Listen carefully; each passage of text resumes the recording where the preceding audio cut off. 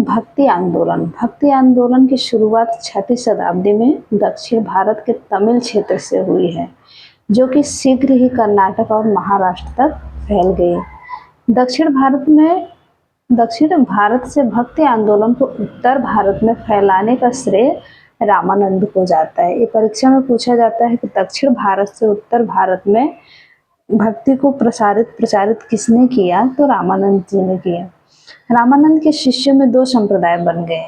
एक शगुन, जो कि पुनर्जन्म में विश्वास रखते थे और भगवान के आकार सहित रूप को पूजते थे, जबकि दूसरा संप्रदाय निर्गुण, यानी भगवान के बिना आकार के रूप को पूजते थे। शगुन संप्रदाय के प्रसिद्ध संतों में थे तुलसीदास और नाभादास, जो कि राम भक्त थे, जबकि चैतन्य, वल्लभाचार्य, निम्बार्क, मीराबाई और सूरदास कृष्ण भक्त थे। निर्गुण संप्रदाय के संतों में गुरु नानक और कबीर प्रमुख थे। आलवार वैष्णव संतों व 63 नायनार शैव संतों ने, तो यहाँ आलवार जो है, आलवार की संख्या पूछ ली जाती है कि आलवारों की संख्या कितनी थी, तो 12 थी, जबकि नायनारों की संख्या कितनी है, 63 है। भक्ति आंदोलन को तीव्र किया किसने किया? आलवार और नायनार, 2 प्रमुख संप्रदायों ने। पल्लव राजा महेंद्र वर्मन को शैव धर्म स्वीकार कराया था शैव संत अप्पाल ने। शंकराचार्य के अद्वैत दर्शन के विरोध में दक्षिण में वैष्णव संतों द्वारा 4 मतों की स्थापना की गई। तो पूछा जाता है कि अद्वैतवाद का प्रवर्तन किसने किया था, ये किसका सिद्धांत था, तो ये था शंकराचार्य जी का। दक्षिण भारत में वैष्णव संतों द्वारा स्थापित 4 मत थे, जिसको संप्रदाय भी बोलते हैं। तो ब्रह्म संप्रदाय, माध्वाचार्य, और मत क्या था? द्वैत मत था। रुद्र संप्रदाय, विष्णु स्वामी, इनका मत जो था शुद्ध द्वैतवाद। सनकादि संप्रदाय, इनका जो था निम्बार्काचार्य जी ने दिए थे सनकादि संप्रदाय का। इनका जो मत था द्वैतवाद। श्री संप्रदाय जो था रामानुजाचार्य जी का था। इनका जो मत था विशिष्टता द्वैतवाद। भक्ति आंदोलन का उद्देश्य था हिंदू धर्म व समाज में आध्यात्मिक विकास व सुधार करना और इस्लाम व हिंदू धर्मों में समन्वय करना। भक्ति संतों की प्रवृत्ति शकुन भक्त की थी। इन संतों ने रामकृष्ण, शिव, हरि आदि के उपासक के रूप में अपनी आध्यात्मिक व्याख्याएं प्रस्तुत की। भक्ति आंदोलन की 2 प्रमुख धाराएं थी। भक्ति कवि को संतों का संत माना गया है। इनके 2 समूह थे, शगुन और निर्गुण। तो महाराष्ट्र में विठोबा पंथ के संत लोकप्रिय हुए, जिनके अनुयायी वारकरी तीर्थयात्री पंथ कहलाए, क्योंकि वे प्रत्येक वर्ष पंढरपुर की तीर्थ यात्रा पर जाते थे। तो भक्ति आंदोलन की धाराएं 2 बटी थी। पहला धारा शगुन था, दूसरा निर्गुण था।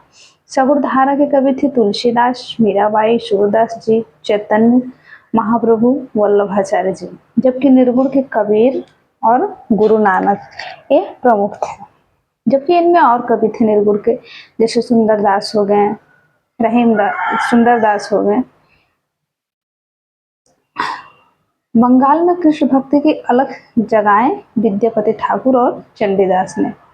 भक्ति आंदोलन के प्रमुख संत। भक्ति आंदोलन के प्रमुख संतों में सबसे पहला नाम आता है रामानुजाचार्य जी का, जो कि 1017 ईस्वी में इनका जन्म पेरुवंबर मद्रास में हुआ था। इन्होंने वेदांत में प्रशिक्षण अपने गुरु कांचीपुरम के यादव प्रकाश से प्राप्त किया, जो कि इनके गुरु थे। तो पूछ लिया जाता है कि रामानुजाचार्य जी के गुरु कौन थे, तो कांचीपुरम थे। इनका नाम था कांचीपुरम। ये श्री राम के उपासक थे। इन्हें भक्ति आंदोलन का प्रथम प्रचारक माना जाता था। इनकी मृत्यु 1137 ईस्वी में हुई। रामानंद 1299 ईस्वी में इनका जन्म प्रयाग में एक कन्याकुब्ज ब्राह्मण परिवार में हुआ था। इनकी शिक्षा प्रयाग तथा वाराणसी में हुई। इन्होंने भक्ति आंदोलन को दक्षिण भारत से उत्तर भारत में फैलाने का कार्य किया।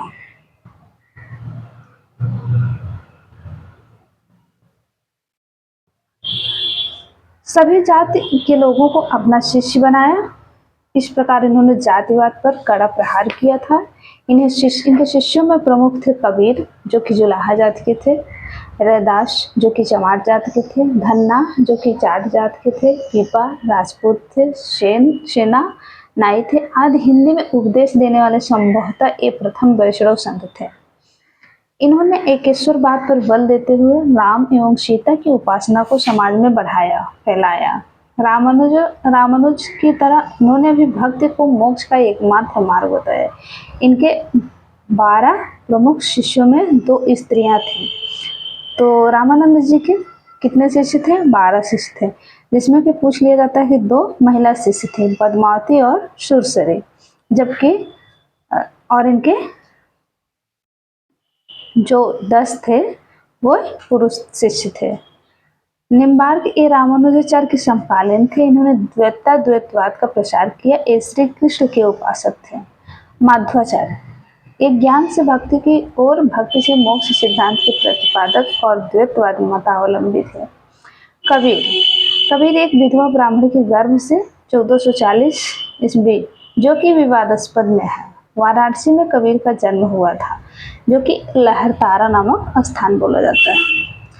तो लहरतारा के समीप इन्हें नीरू जो कि जुलाहा थे और उनकी पत्नी नीमा को एक नवजात शिशु के रूप में कबीर वाराणसी के लहरतारा के पास एक तालाब के किनारे मिले थे। जबकि इनका जन्म कहाँ हुआ था? मगहर में। उस जुलाहे दंपत्ति ने बड़े प्यार से इन बालक की परवरिश की और नाम रख दिया कबीर। बड़े होकर कबीर संत बन गए। इन्होंने राम, रहीम, हजरत, अल्लाह आदि को एक ही ईश्वर का रूप माना। कबीर ने जाति प्रथा, मूर्ति पूजा, जप तप, अवतारवाद, धार्मिक कर्मकांड, ब्राह्य आडंबर आदि के घोर विरोध किया। उनकी आस्था एक ईश्वरवाद में थी और उन्होंने निराकार ब्रह्मा की उपासना पर जोर दिया।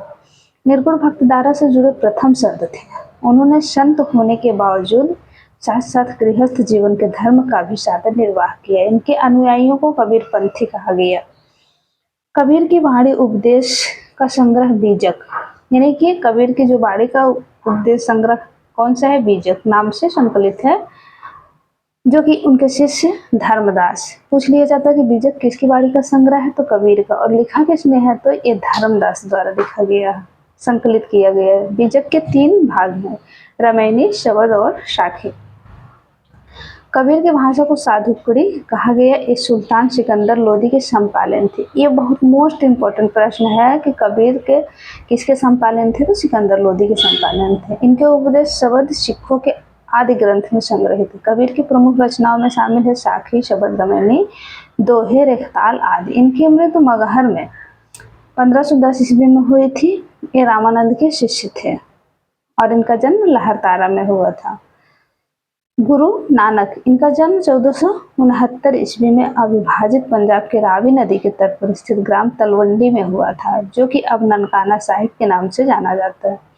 इनके पिता का नाम कालूराम और माता का नाम त्रिकता देवी था।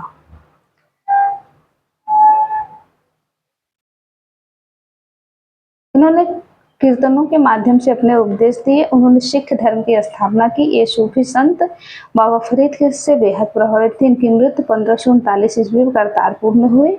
इन्होंने निराकार ईश्वर को अकाल पुरुष की संज्ञा दी। इनका दृष्टिकोण मानवतावादी था। इनके उपदेशों को सिखों के पवित्र ग्रंथ गुरु ग्रंथ साहिब में संकलित किया गया है। चैतन्य महाप्रभु, इनका जन्म 1486 में नवद्वीप नदी बंगाल के मायापुर गांव में हुआ था। जगन्नाथ मिश्र इनके पिता थे और शची देवी इनकी माता। पाठशाला में इन्हें निमाई पंडित कहा जाता था। इन्होंने गोसाई संघ के संस्थापित किया था। इन्होंने संकीर्तन प्रथा को जन्म दिया था। इनके दार्शनिक सिद्धांतों को अचिंत्य भेदाभेद के नाम से जाना जाता है। सन्यासी बनने के बाद बंगाल छोड़कर पूरी उड़ीसा चले गए। यहाँ उन्होंने 2 दशक तक भगवान जगन्नाथ की उपासना की। इनका प्रभाव बिहार और उड़ीसा तक था। इनकी मृत्यु 1533 ईस्वी में हुई।